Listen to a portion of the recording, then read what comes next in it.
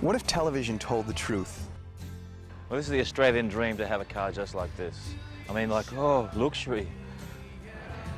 Wheels is an option, but you know, I'm gonna get in. What if there was a place you could go to hear new music and stories of real people? People who've made mistakes but were willing to start again.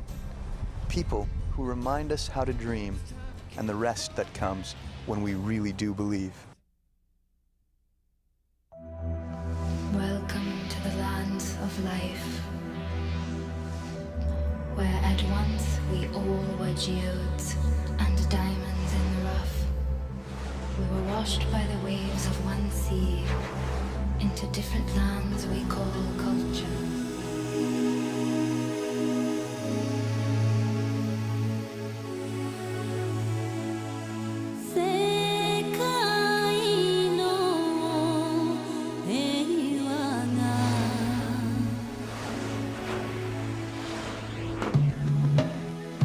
It's a really hard question, you know?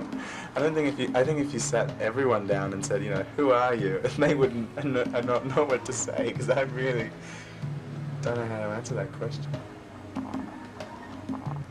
It's really unfair.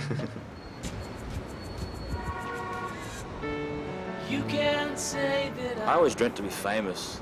That was always my dream. Who cares what I do in the intro? Right. It's you know, I think when I was a young kid, I wanted to be an actor, and then I wanted to be Paul McCartney, because Paul McCartney was cool then, not now. that don't mean I wanna leave. Day one, when you're born, the world, in a sense, tries to trick you to who you are. It doesn't want you to be who you are. Love is out there if you want. And you have to discover who you are. You have to go through journeys and trials and tribulations, and then one day you'll find out, oh, I'm not that person, I'm this person. Love is out there when love is out there when you need it. I came to Los Angeles on tour. I played guitar with a band. It's like 10 years ago or something. And I came here a couple of times. First time I didn't really like Los Angeles. I don't know. I didn't see it very well. And then second time I came back was the week of the riots, LA riots, and that really affected me. And in a funny way, I felt like I had some sort of ownership with the city. I felt like this was my city, and those riots were like it was like rape. I felt like I was being affected, and so I felt like I had to come back here and live in Los Angeles and make a difference. I've been with my lover, cradled in her arms. My father is a musician and a songwriter, and we're originally from Australia, but he felt that we should move to America. He just had this dream of moving to America and writing music here and traveling the world. Love can overwhelm me, too much for me to bear. My father had been here 20 or 40 years before. He played with Frank Sinatra and some other people, and they offered him a job to play here, and he came and had a bad experience and went home. And all my life I heard him say, I wonder what would have happened if I moved to America and I stayed there. And that was in the back of my head, and I wasn't going to make the same decision or mistake or whatever. I didn't want to say to my kids in 20 years' time, yeah, I could have gone, but I didn't. All I give, then my love has no meaning. I think sometimes I've thought I was a musician too many times, and I'm not a musician. That's just something I do, I think. And it's a lot easier when you can be a neighbor or a dad.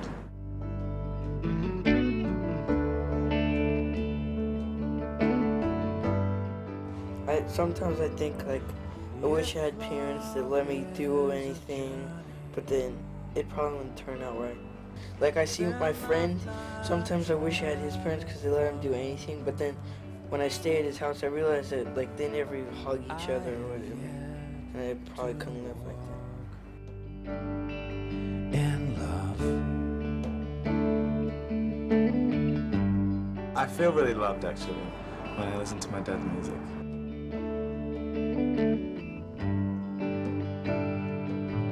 Cause love don't say I'm better, and love don't try to win. Well, you need to feel loved, you need to feel important. And then if we didn't have love, I wouldn't be here. Again.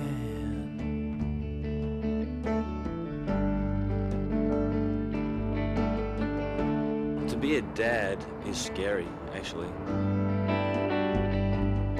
My boys are growing up so fast that they're becoming adults really quickly.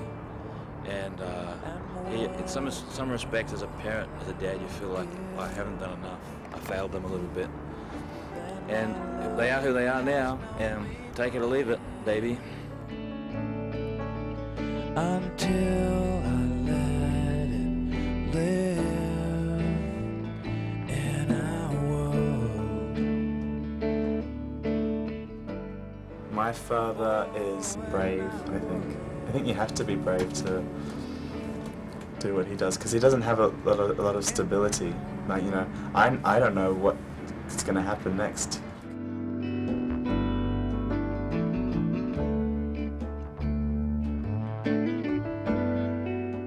Everybody needs some encouragement. Everybody needs to be told, I love you, or shown I love you.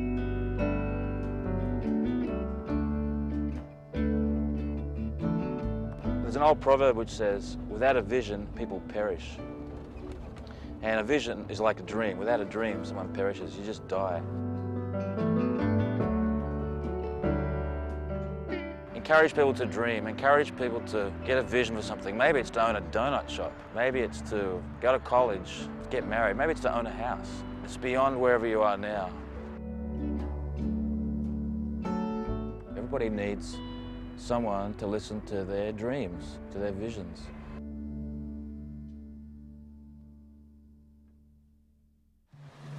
Meet us on the other screen, the other side of dreams, at therest.com, where you can get the rest of the music, the rest of the stories, and the rest that comes when you really do believe.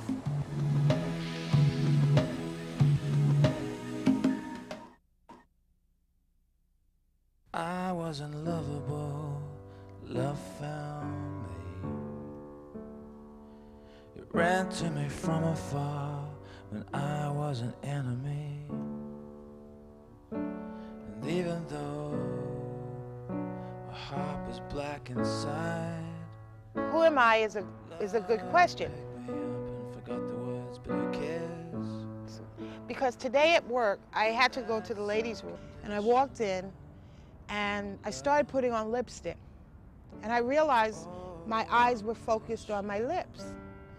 And I happened to glance up and look in the mirror. I'm an interpreter for the deaf, so sometimes I sign. But I looked up into the mirror, and I looked really into my eyes. And I got scared. And I felt sad. Love finds me. Oh, the shame I am deserving. It's mercy I receive. Because I realized anytime, I don't usually look in the mirror. Look, why? I am fat, and you judge me greedy, lusty, undisciplined. I am black, and you judge me angry, passive, and inept. If I wear colors, I'm loud. When I dance, I'm a natural native, unleashed and uncontrolled. At best, Pentecostal, at worst, possessed. You decide. If I submit, I'm Tommen. If I serve, I'm brown-nosing. A disgrace or a credit to my race, your call. You judge me and tell me who I am. Now, by your judgments, tell me, who are you? When I do look in the mirror, it's to do specifically what I have to do. If I have to fix a tie or scarf, I look at my hands. Put on lipstick, I look at my mouth. fix my hair, I fix my hair. But today I looked into my eyes and I was scared and I was hurt because I realized I don't know who I am. And it is because of the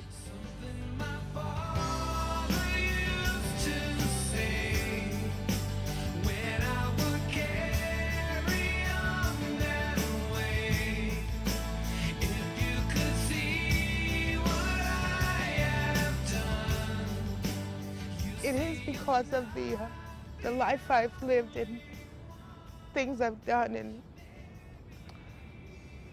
and the illness I just came through. And I looked again and I looked and I couldn't recognize myself. That's a horrible thing. I don't know who I am.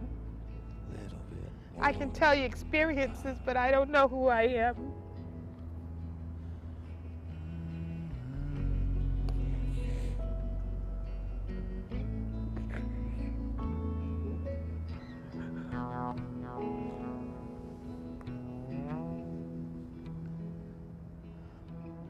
You want to know who I want to be?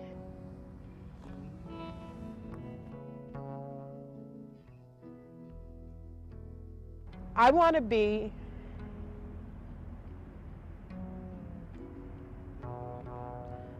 the woman I was created to be. I want to be loving and loved. I want to help people. I want to laugh again. I want to cry tears that are not because of a pain, but because of just emotion, just joy even. I want to be Tony. I want to be me. It sounds really, I think I start singing I want to be me, but that's what I want to be. I want to be me.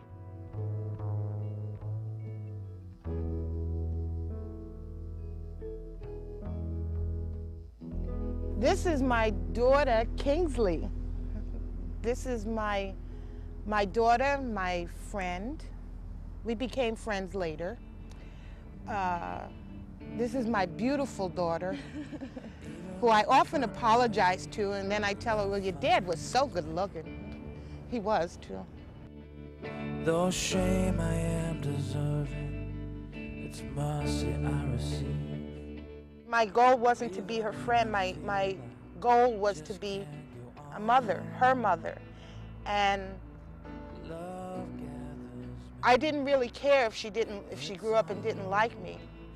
That wasn't my point. I had to raise her so that she could go out into the world, so that even if hell was all around her, she'd bring into hell some good. That was my goal. And I didn't want to raise her like I was raised. Because look at me, medication and whatnot, therapy. She's not on medication, she's not therapy, and she steps into hell every day, and she brings good with her. I think I became my mom's friend, and she became my friend when I was probably about 15 years old, because she started drinking again. I think when I saw her hurt herself, that's when she became a real person. And I was like, whoa, because she was always my mom. She was always mommy, She had never had a name. She was never Tony. She was just mommy. So when I saw that happening, I was like, you know what? This is a real woman. This is a real person, and she's hurting herself. And it almost put me in like an authority position because my mind was working and hers wasn't. And so it was like, I gotta help her get better or I'm not gonna have her anymore. And when she saw that I wanted her to get better, she said, okay, my daughter's there for me. And then I became a real person. So the minute we became real people was when we became friends. Oh, unconditional love. Yeah, unconditional all love. I'm very proud of her. And I like her as a person. If she wasn't my daughter and I had some time with her, I'd say, who's that kid? I like her. So you say something. Oh, it's what I need. Give me that. or conditional I'm so glad if two people had to be put together that it was me and my mom. I really, really, like I say that and it sounds like kind of cheesy and really like after school special and like I don't want to go there, but I totally mean it. I completely, from the bottom of my heart, as deep as I can get, I mean it.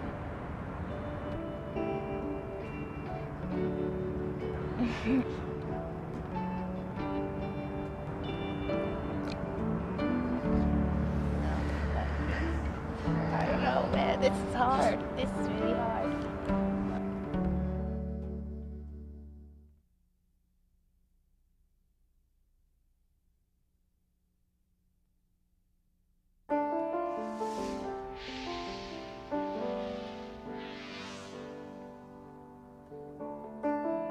I guess ultimately, sort of sappy as it sounds, I do believe in mankind.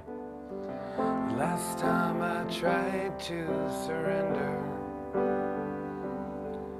was the last time that I cried myself to sleep. The thing about my life is that it's always out of reach, and I don't know what I believe. I hate to paraphrase my own song and everything, but a lot of times I don't know what I believe. I really don't.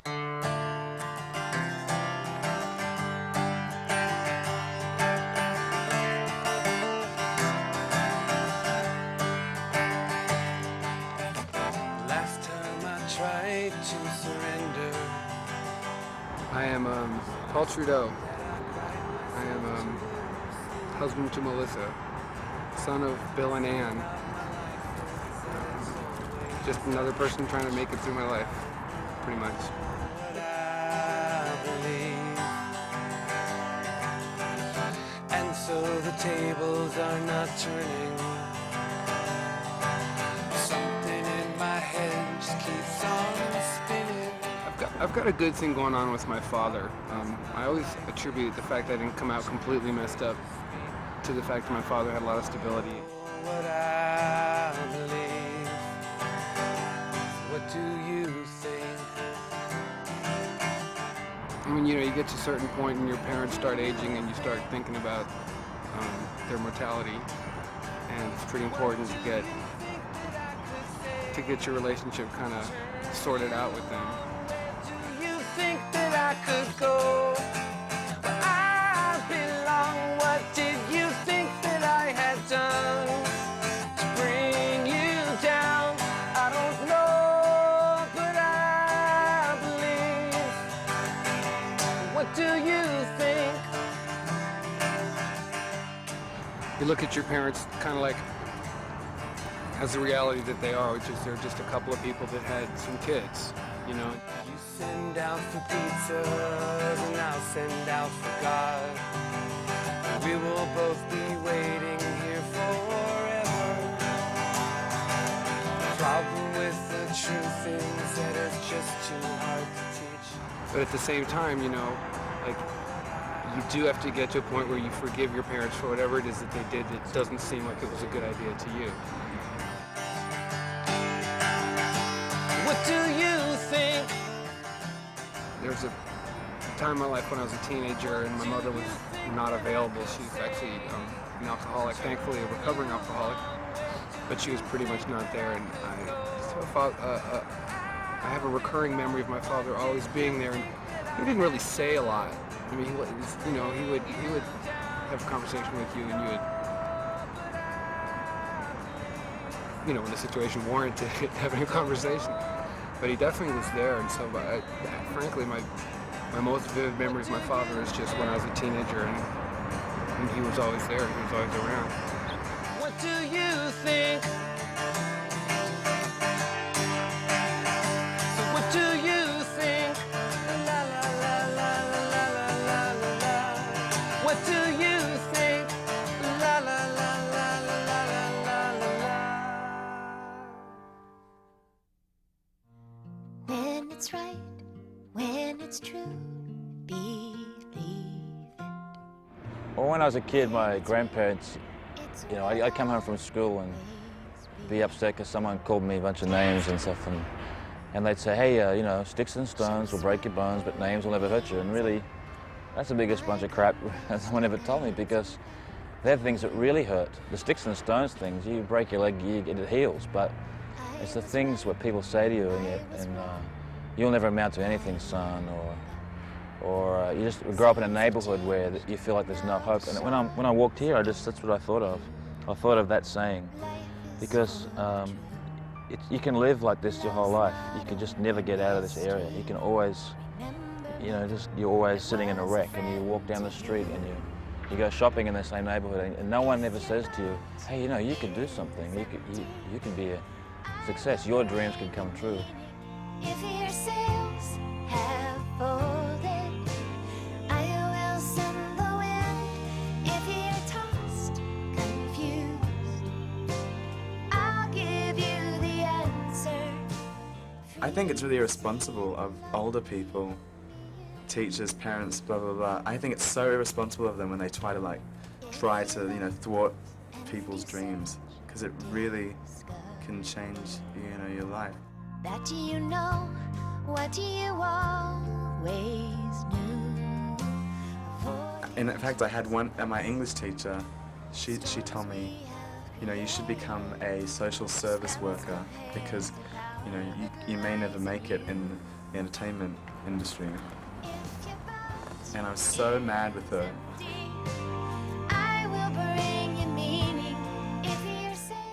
And I'm just thankful that I met people along the way that encouraged me and said, you know, you could be a singer, you could be a writer, you could, you know, one guy said to me, when he heard me sing, I was really struggling, and he said to me, it's a real corny line, but it meant a lot to me. Your future is as bright as you can paint it. And I just always think of that when maybe it doesn't feel like it's very good, and I go, you know what, I'm in control here. I can paint a better picture. When I play music, that's the thing I want to happen. I want to go and play in a club somewhere and just maybe add a little colour to someone's life. Maybe for that moment they can go, you know what, maybe life's not so bad after all. Maybe I should just give this marriage one more go, or whatever the situation is. If I can help, that's it.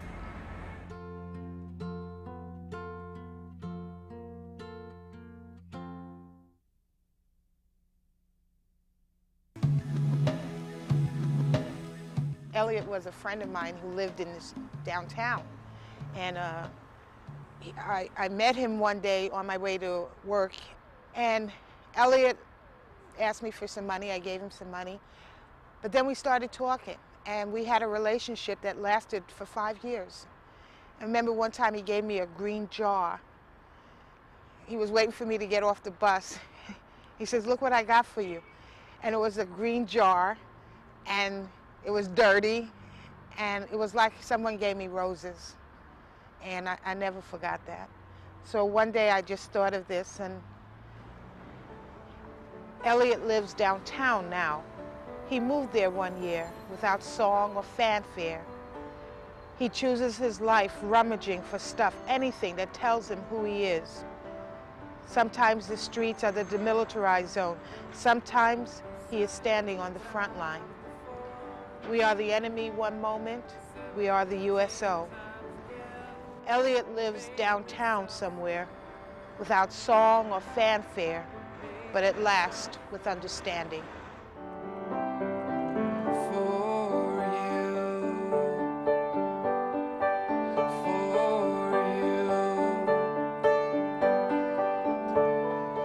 Take your own advice. Might be your only strength. Makes me wonder. We look past one another. All we see is a white face or a black skin or a fat person or a dirty person. We don't look at each other. We don't look here. And that's very sad.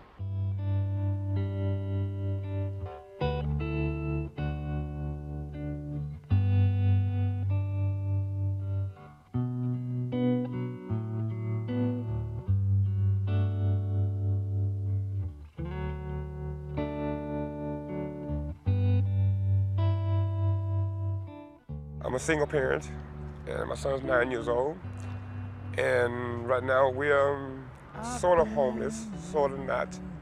But we do have Section 8, and I'm looking for an apartment out. And right now it's kind of hard to find an apartment, and that's where we are here today. You know, taking a break.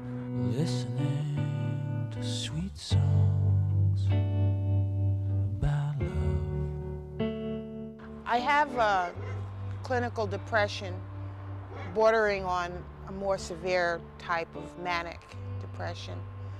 And I had a breakdown again a couple months ago.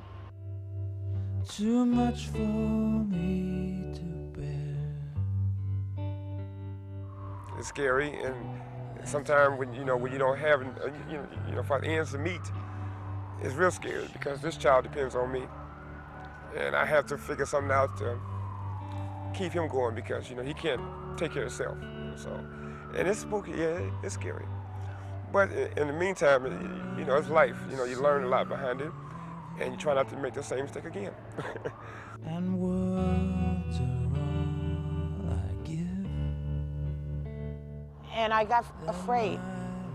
I knew what fair was. It wasn't just the word fair. I knew, I understood it. I understand it. And I can't pretend anymore. And I just, do the best I can. And day by day, things are, looking good and things are working out. And my dream is, this time next year, won't be sitting in this park. That's my dream. Okay.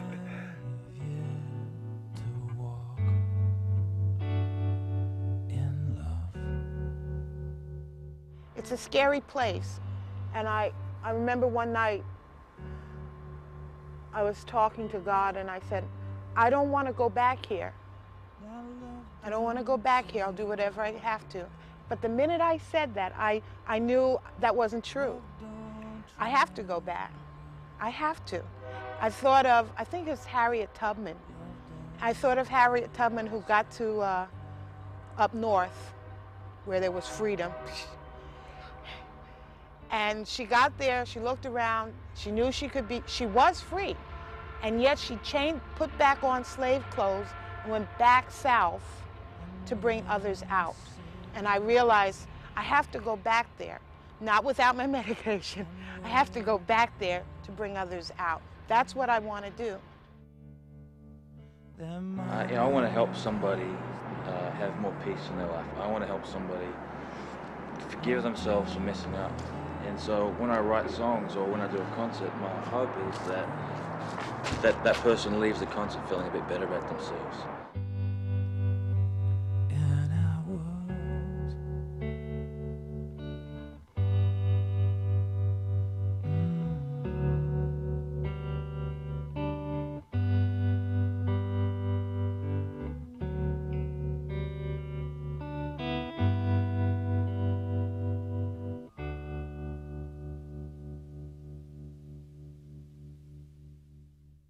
I would like to go crazy tonight. Not black lady slapping on a blonde wig crazy, but crazy nonetheless. Painlessly crazy. Hurt no one else crazy. Buried in silence crazy. Walk to the park, sit down, and never move again crazy. Yeah, I would like to go crazy tonight. But Kingsley needs me, and she would go crazy without me.